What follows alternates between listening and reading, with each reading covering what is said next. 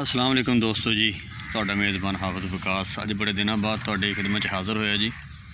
ਅੱਜ ਤੁਹਾਡੇ ਨਾਲ ਇਹ ਆਪਣੀ ਅੱਜ ਇੱਕ ਕੀ ਕਹਿੰਦੇ ਨੇ ਜੱਗ ਬੀਤੀ ਜਾਂ ਆਪ ਬੀਤੀ ਸ਼ੇਅਰ ਕਰਦਾ।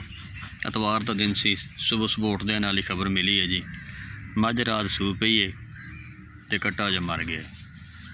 ਬੰਦੇ ਨੂੰ ਸੁਬਹ ਉੱਠਦਿਆਂ ਨਾਲ ਜਿਹੜੀ ਬੰਦੇ ਖਬਰ ਮਿਲੇ ਨਾ, ਬੰਦੇ ਨੂੰ ਸਮਝ ਨਹੀਂ ਆਉਂਦੀ ਬੰਦਾ ਕਰੇ ਕੀ। ਉੱਠ ਪਏ ਜੀ, ਫਿਰ ਸੁਬਹ ਨਾਲ ਤੇ ਕੰਮ ਧੰਦਾ ਜਿਹੜਾ ਦਿਮਾਗ 'ਚ ਆਇਆ ਉਹ ਕਰਦੇ ਰਹੇ, ਨਾਲ ਵੀਡੀਓ ਬਣਾਉਂਦੇ ਰਹੇ। मैं कि चलो दोस्तों नाल भी शेयर करा, तो चलो जी दिखाने किस तरह फिर मझ नूं नई मंडी तो जाके किस तरह कट्टा लैके असी लभदे रहे। उस तो बाद फिर कट्टी लैके आए तो दोस्तों ने भी दिखा दे, ताकि अगर खुदा ना खास्ता किसी नाल मसला पेश आ जाए तो किस तरह एक्सैप्ट करवाना चाहिए जानवर नूं या नया बच्चा। जी मिलते हैं जी।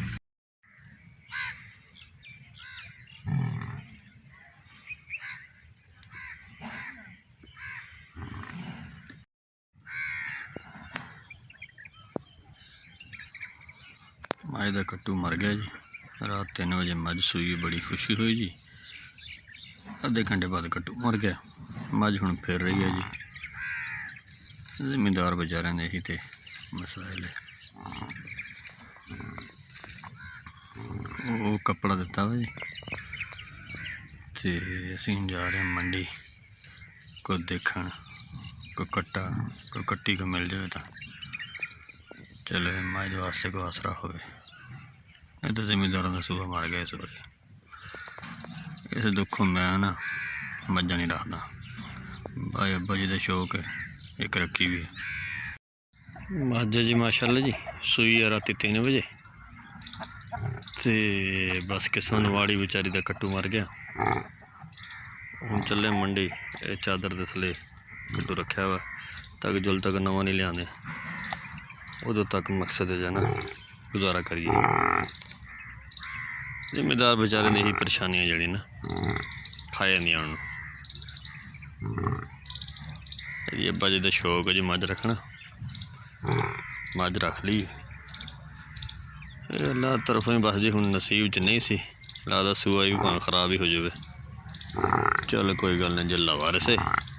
हुण चले शहर जी कट्टू लैन, मझ बहुत परेशान कर रही है।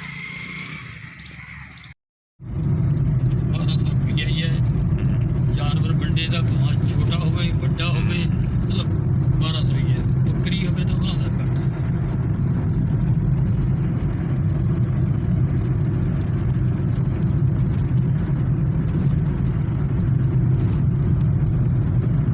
नहीं है कट्टी आ गई जी यार, जल्लू तो कड्डी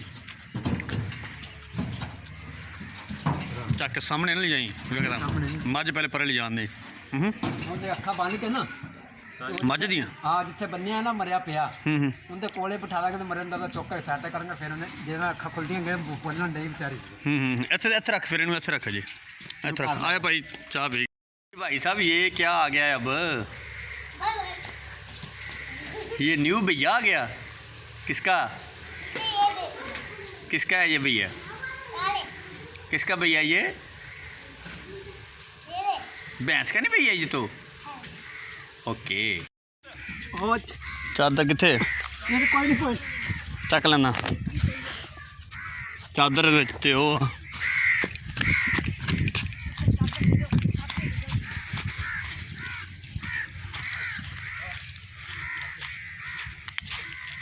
ये चादर दे दो उत्ते, यही दे दो माड़ी चादर नहीं होंगी।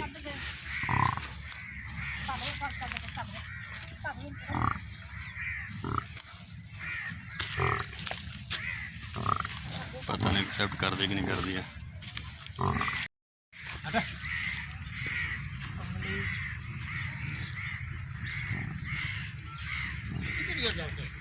आना पे डॉक्टर ने तो कुछ भी नहीं कहना इन्हों।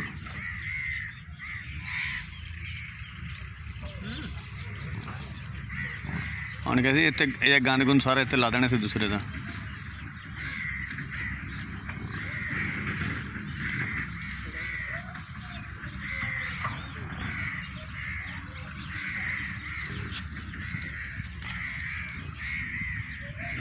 करे ਮਾਸ਼ਾਅੱਲਾ ਜੀ ਫਾਈਨਲੀ ਟੰਗਾ ਲਾ ਕੇ ਨਾ ਕੱਟੀ ਨੂੰ ਸਾਹਮਣੇ ਰੱਖਿਆ ਤੇ ਤਾਂ ਮੱਝ ਨੇ ਸਮਝਿਆ ਵੀ ਮੇਰਾ ਹੀ ਕੱਟੂ ਆ। ਇਹ ਅੱਜ ਰਾਤ 3 ਵਜੇ ਤੱਕ ਦੋ 'ਚ ਲੱਗੇ ਹੋਏ ਜੀ। ਮਾਸ਼ਾਅੱਲਾ ਜੀ ਸ਼ੁਕਰ ਨੇੜੇ ਲੱਗਦੇ ਗਿਆ। ਇੰਨਾ ਔਖਾ ਹੁੰਦਾ ਬੰਦਾ ਜਿਲੇ ਕੱਟੂ ਵਿਚਾਰੇ ਦਾ ਮਰ ਜਾਏ ਮੱਝ ਦਾ ਨਾ।